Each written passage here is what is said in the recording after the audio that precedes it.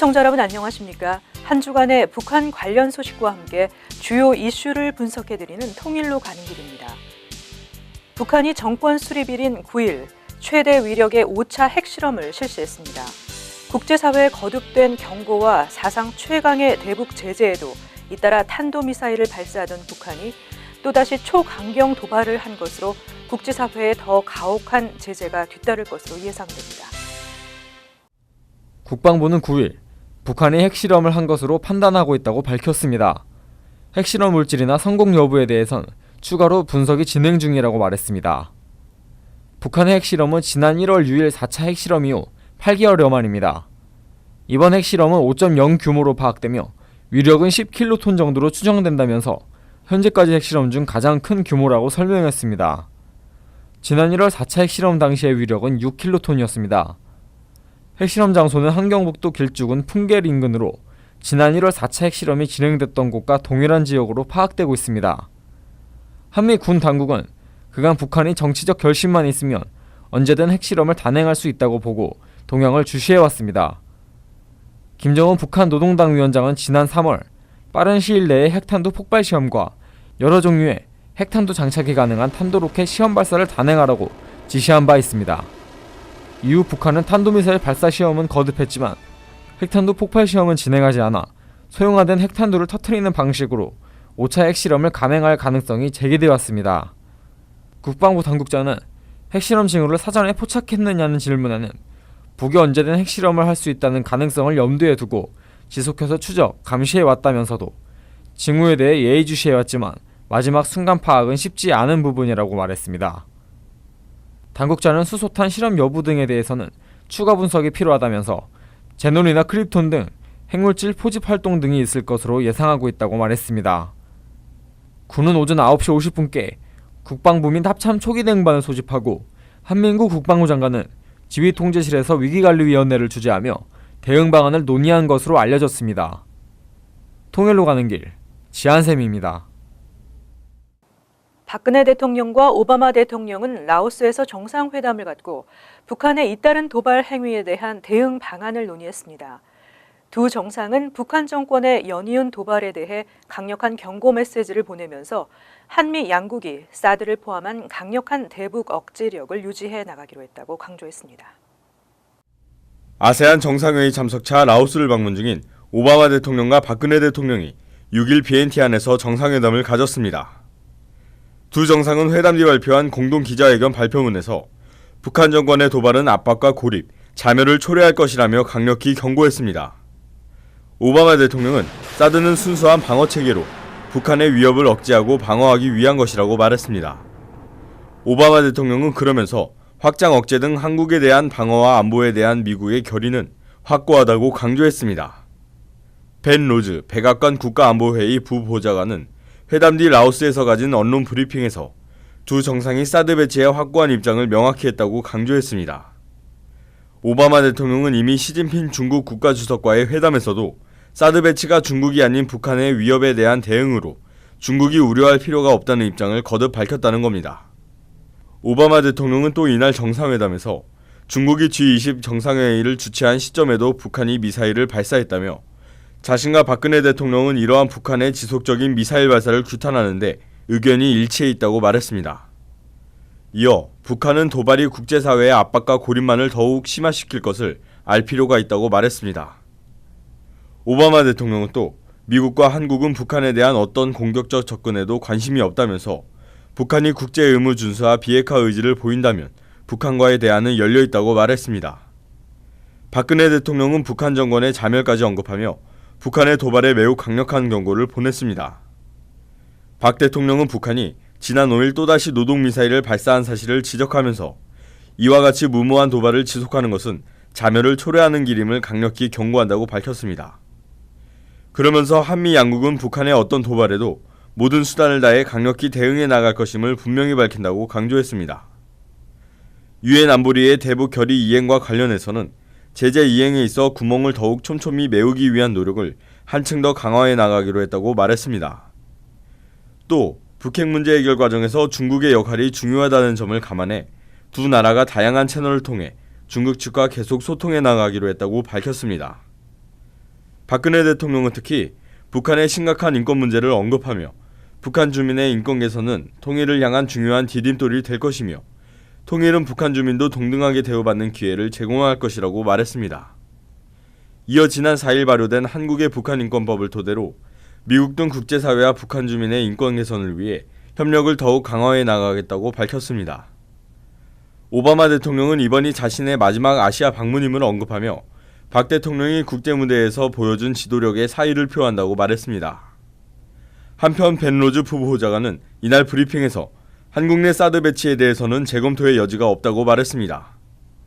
사드의 한국 배치는 전적으로 북한의 도발 위협으로부터 미국과 한국, 일본을 보호하기 위한 것으로 중국 때문에 사드 배치가 재검토되지는 않을 것이란 설명입니다. 로즈 부보좌관은 사드 배치 결정을 돌이킬 수 있는 것은 오로지 북한이 탄도미사일과 핵 프로그램을 포기하는 것이라고 강조했습니다. 통일로 가는 길, 정세진입니다. 아세안 국가들과 한국, 미국, 중국 등이 참여하는 동아시아 정상회의에서 북한 핵과 미사일을 규탄하는 내용의 비확산 성명이 처음으로 채택됐습니다. 박근혜 대통령은 성명 채택에 앞서 북한의 핵 개발을 막지 못하면 국제사회가 후회하게 될 것이라며 단호한 의지를 보여달라고 호소했습니다. 아세안과 미중일러 등이 참여하는 동아시아 정상회의에서 박 대통령은 먼저 북한 핵과 미사일 위협의 심각성을 설명했습니다. 북한이 올 초 4차 핵실험 이후 무려 14차례에 걸쳐 22발의 탄도미사일을 발사했는데 이는 김정일 시대 18년 동안 발사한 미사일보다 많은 숫자라면서 우리에겐 실존하는 위협이고 생존이 달린 문제라고 강조했습니다.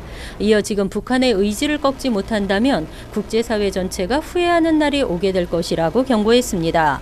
회의 뒤 정상들은 북한을 규탄하는 비확산 성명을 채택했습니다. 북한의 핵실험과 탄도미사일 발사에 대해 심대한 우려를 표명하면서 핵과 미사일을 포기하고 국제 의무를 다할 것을 북한에 촉구했습니다. 미중일러 4강과 인도, 호주 그리고 아세안 국가들이 한 목소리로 북한의 핵 위협에 단호한 대응 의지를 밝힌 겁니다. 박 대통령은 나렌드라 모디 인도 총리, 멜컴 텀블 호주 총리와도 만나 북핵 폐기를 위한 협력을 당부했습니다. 통일로 가는 길 권미숙입니다. 버락 오바마 대통령의 아시아 방문 기간에 미군이 대륙간 탄도미사일 시험 발사를 한 것으로 확인됐습니다. 사거리가 평양까지 포함되는 13,000km로 북한의 이딴 미사일 시험 발사에 대한 강력한 경고로 해석됩니다. 오바마 대통령이 아시아를 방문해 박근혜 대통령과 정상회담을 하며 북한의 핵과 미사일 위협에 대한 공조를 확인하기 하루 전 미국의 캘리포니아주 공군기지에서는 대륙간 탄도미사일 ICBM이 시험 발사됐습니다. 사거리가 13,000km로 평양을 비롯해 북한 전역에 대한 전략적 타격이 가능한 ICBM 미니트맨3였습니다. 미니트맨3는 음속의 20배 속도로 날아가 6,500km 떨어진 남태평양 목표 지점에 떨어졌습니다. 북한의 이딴 탄도미사일 도발에 미국이 ICBM을 쏘아올리며 강력한 경고 메시지를 보낸 것입니다. 특히 이번 시험 발사는 지난 5일 북한이 동해상에서 탄도미사일 3발을 발사한 지 몇 시간 만에 이루어졌습니다. 미 공군은 북한이 4차 핵실험을 한 직후인 지난 2월에도 2차례에 걸쳐 미니트맨 3를 시험 발사한 바 있습니다. 이런 가운데 벤 로즈 미국 백악관 국가안보회의 부보좌관은 북한이 핵무기와 미사일 개발을 포기하면 미국도 사드의 한반도 배치 결정을 재고할 수 있다고 밝혔습니다. 사드는 중국을 겨냥한 무기가 아니라 북핵과 미사일 도발을 억제하기 위한 것이라는 입장을 재확인한 것입니다. 로즈 부보좌관은 중국을 포함한 국가들이 대북 제재를 더욱 강력하게 이행한다고 해서 사드 배치를 재고하지는 않을 것이라고 강조하기도 했습니다. 통일로 가는 길, 제한샘입니다. 미국 국무부는 한반도 사드 배치를 반대한다는 시진핑 중국 국가주석의 발언에 대해 사드가 북한의 미사일 공격으로부터 한국을 보호하는 데 반드시 필요한 수단이라고 반박했습니다. 최근 북한의 이딴 미사일 발사가 이를 증명한다는 설명입니다. 캐티 나이덤스 국무부 동아시아 태평양 담당 대변인은 6일 VOA와의 전화통화에서 한미 양국이 한국에 사드를 배치하기로 한 것은 현명하고 필요한 결정이었다는 사실이 최근 북한의 이딴 미사일 발사를 통해 확실히 입증되고 있다고 지적했습니다. 이에 앞서 시진핑 중국 국가주석은 지난 5일 한중 정상회담에서 사드 배치가 지역 안정에 도움이 되지 않고 분쟁을 격화할 수 있다고 밝혔습니다. 애덤스 대변인은 이에 대해 사드 배치는 북한의 무력 공격으로부터 한국과 한국 국민을 보호하고 대량 살상 무기와 탄도미사일 위협으로부터 한미연합군을 지키기 위한 순수한 방어적 조치라고 강조했습니다. 이런 가운데 전직 주한미군 사령관들도 시진핑 국가주석의 사드 배치 반대 주장이 근거 없는 논리라고 일축했습니다. 제임스 서먼 전 주한미군 사령관은 5일 VOA에 사드는 한반도와 인근 지역을 더욱 잘 보호하기 위한 올바른 결정이라고 강조했습니다. 한미 양국이 공고한 연합 미사일 방어 체계를 구축해야 하며 이는 북한이 오판할 경우를 대비한 조치라는 설명입니다. 이어 중국이 사드에 대해 우려한다면 북한의 무책임한 행동을 중지시키는 데 영향력을 발휘해야 한다고 말했습니다. 존 틸러리 전 주한미군 사령관도 사드 배치를 한국에 대한 추가 안전장치로 규정하고 중국 지도부의 우려는 근거가 없고 유효하지도 않을 뿐 아니라 사드의 목적과도 관계가 없다고 주장했습니다. 통일로 가는 길, 정세진입니다. 미국 국무부가 최근 의회에 대북 정보 유입 보고서를 제출한 것으로 알려졌습니다.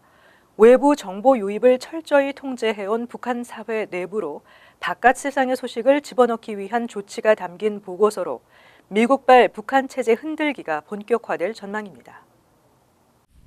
미상원 밥코코 외교위원장실은 7일 국무부로부터 대북 정보 유입 보고서를 받았으며 기밀로 분류돼 있어 내용을 공개할 수는 없다고 밝혔습니다. 지난 2월 버락 오바마 대통령이 서명한 대북 제재 강화법에 따라 제출된 이 보고서는 북한 사회 내부로 외부의 자유세계가 어떻게 돌아가는지를 설명한 자료들을 전파하는 구체적 조치들이 담겼을 것으로 보입니다.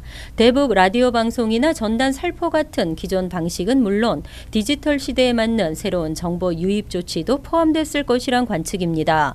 특히 해킹이나 전자메일 살포 등을 통해 외부 사회의 진실을 알리는 방안이나 젊은 층이 선호하는 USB나 CD에 정보를 담아 살포하는 방안도 거론됩니다. 또 북한 내 휴대전화 사용자 증가세를 감안해 문자 메시지나 휴대전화용 애플리케이션을 통한 정보 유입 방안도 담겼을 가능성이 있습니다.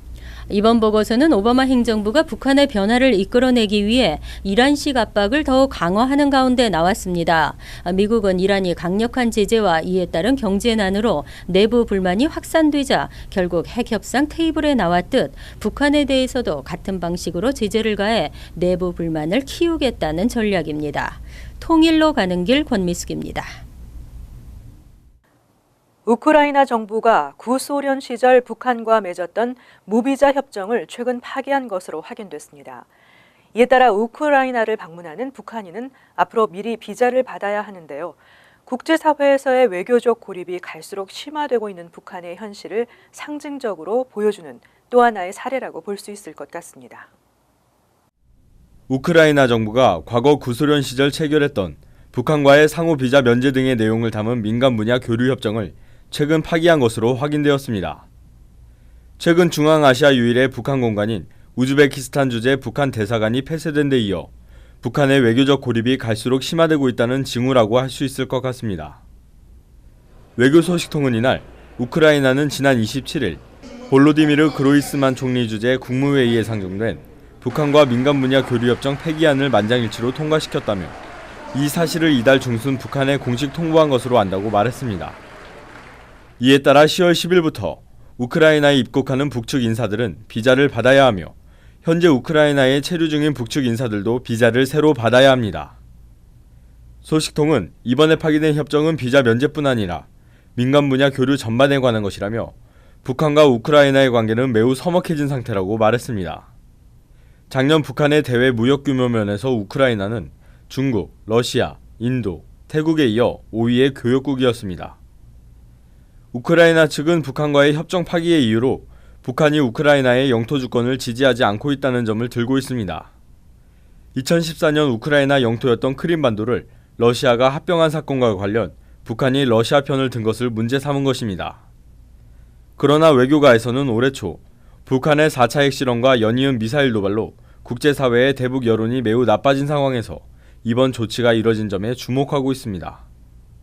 안보부서 관계자는 이번 조치는 우크라이나 정부가 국제사회의 대북 제재 압박에 동참한다는 의미가 있다고 강조했습니다. 통일로 가는 길, 정세진입니다. 한국 정부가 8월 30일 국무회의에서 북한 인권법 시행령을 심의 의결함에 따라서 북한 인권법이 9월 4일부터 본격 시행됐습니다. 지난 2005년 17대 국회에서 발의된 이후 11년 만인데요. 김정은 정권의 인권 유린 실상을 감시하고 국제사회에 알림으로써 북한 정권을 강력하게 압박하는 효과가 있을 것으로 기대됩니다. 북한 인권법 시행은 북한 인권 문제에 대한 한국 정부의 접근 방식을 근본적으로 바꾸게 될 예정입니다. 대표적으로 통일부 직속기관으로 설치되는 북한 인권기록센터가 탈북민 진술 등을 토대로 북한 인권 침해 사례를 기록하고 이를 분기마다 법무부에 설치된 북한 인권기록보존소에 이관하게 됩니다. 한국 정부는 그동안 민간에서 하던 북한 인권 실태 기록 사업을 제도권 안으로 끌어옴으로써 북한에 상당한 압박 효과를 줄 것으로 기대하고 있습니다. 이에 따라 정부는 인권 탄압을 토대로 제재 리스트를 공식 발표하는 미국처럼 이 같은 리스트를 공개하는 방안을 검토하고 있는 것으로 알려졌습니다. 또한 별도로 설치되는 북한 인권재단은 북한 인권 관련 시민사회단체의 각종 사업을 지원하게 됩니다. 이 밖에도 정부는 시행령을 통해 북한 인권 증진 기본 계획도 정했습니다. 기본 계획에는 북한 인권 실태, 정책 목표와 추진 방향, 세부 과제 및 추진 방법, 국내외 협력, 교육 및 연구 지원, 시민사회단체와 협력 체계 구축 방안 등이 포함됐습니다. 정부는 김정은을 비롯해 북한 측이 벌이는 인권 범죄를 기록함으로써 처벌의 근거로 삼고 동시에 북한 인권재단을 통해 북한 주민의 인권 증진을 위한 다양한 사업 등을 벌일 수 있을 것으로 기대하고 있습니다. 한편 북한은 선전 매체와 남조선 인권대책협회 대변인 담화 등을 통해 북한 인권법을 강경하게 비난하고 나섰습니다. 이에 대해 정준희 통일부 대변인은 9월 2일 정례 브리핑에서 북한은 이 같은 현실을 직시하고 주민들의 인권 개선을 위해 더 노력해야 한다며 남쪽을 비난하고 폄하할 때가 아니라고 말하고 싶다고 강조했습니다. 통일로 가는 길 권미숙입니다. 한국 외교부는 지난 6일 주한 외국 공관 관계자들을 대상으로 북한 인권 문제의 중요성과 우리 정부의 북한 인권 외교와 북한 인권법 시행 관련 구체 이행 계획에 대한 설명회를 개최했다고 합니다. 이 행사에는 80여 개 이상의 외국 공관 관계자들이 참석해서 높은 관심을 보였습니다. 갈수록 빈번해지고 있는 북한 김정은 정권의 도발은 김정은이 원하는 것처럼 국제사회에서 북한의 위상을 높이는 것이 아니라 오히려 국제사회로 하여금 북한이 얼마나 잔혹하고 위험한 정권인지, 북한 주민들의 인권을 얼마나 잔인하게 유린하고 있는지를 일깨워주는 촉매 역할을 한 것으로 보입니다. 김정은 정권은 도발을 통해 얻을 수 있는 것이 외교적 고립과 더욱 강력한 압박, 그리고 국제사회의 조롱거리로 전락하는 것에 불과하다는 자명한 사실을 깨달아야 할 것입니다. 통일로 가는 길 오늘 순서를 마칩니다. 시청해 주셔서 감사합니다.